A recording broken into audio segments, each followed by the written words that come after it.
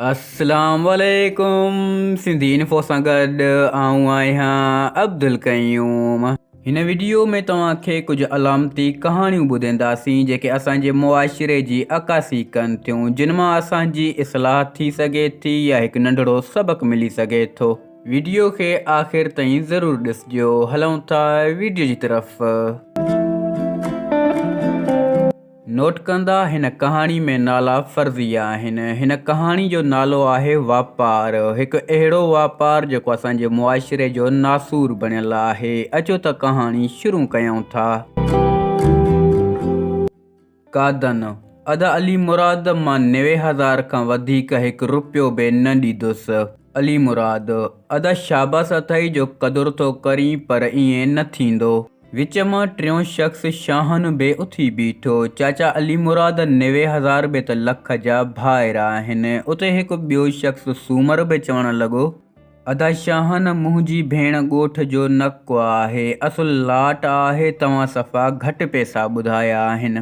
पहिरियों शख़्स कादन चवणु लॻो, छोकिरी मुंहिंजी ॾिठल आहे, 50,000 बि नथी लहे, तुंहिंजी ज़िद जे करे 90,000 ॿुधाया आहिनि। अली मुराद वलू वारनि 1,20,000 चया हुया, रुगो तुंहिंजे सिर जे करे लख चयो अथमि, नथा ॾेई सघो त इनकार सम्झो।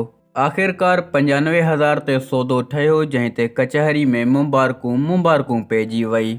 एतिरे में भित जी ओट में बीठल नूरी इहो मंज़र पे ॾिठो। पंहिंजे हथनि खे चहिरे ते लॻाए ॾिठो, इहो यकीन करण लाइ त हू जानवर आहे या इंसान। हिन जे गलनि तां ॻोढ़ा वहंदे धरतीअ में धूड़ थी विया। हिकु मुख़्तसर कहाणी आहे, असांजे मुआशिरे जी अकासी करे थी। चङा भला गैरतमंद माण्हू बि नियाणियूं विकिणनि था, ढोरनि ढगनि वांगुरु रेट लॻनि था। जॾहिं को छोकिरी ख़रीद करे घर में आणींदो आहे, उन सां सलूक बि अहिड़ो था कनि ॼण हिकु इंसान न हिकु रांदीको आंदो अथनि, जीअं वणेनि इस्तेमालु कनि, ताना ऐं मेहणा तंहिं खां सवाइ।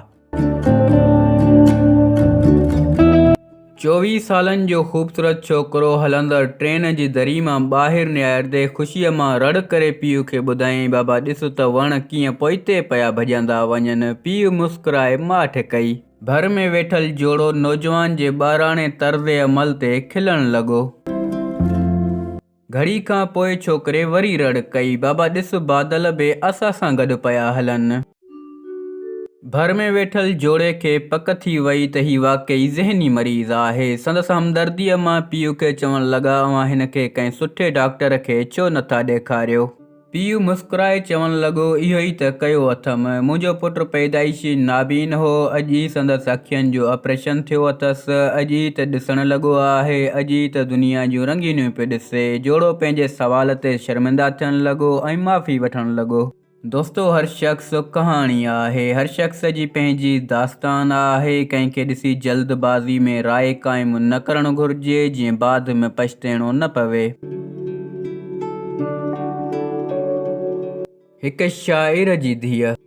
राति में जॾहिं शहर जी समूरी मख़लूक समेत शहर जो शोर ऐं गजगोड़ बि आराम में हो, तॾहिं हिकु नौजवान कुंवारी छोकिरी उथे थी ऐं पंहिंजे कमरे में वञे थी। घड़ी खां पोइ हिकु सिंधी कलाम हलाए थी। तॾहिं संदसि बाबा कलाम जे आवाज़ ते सुजाॻ थी पवे थो ऐं धीअ जे कमरे में हलियो वञे थो। कलाम जा ॿोल ॿुधी कावड़ मां धीअ जे गिटे ते चमाट वहाए कढे थो। धीअ सां मुख़ातिब थींदे चवे थो, छोरी ॿुॾी नथी मरी, हिकु बेकार ऐं बेहूदो कलाम ॿुधे थी।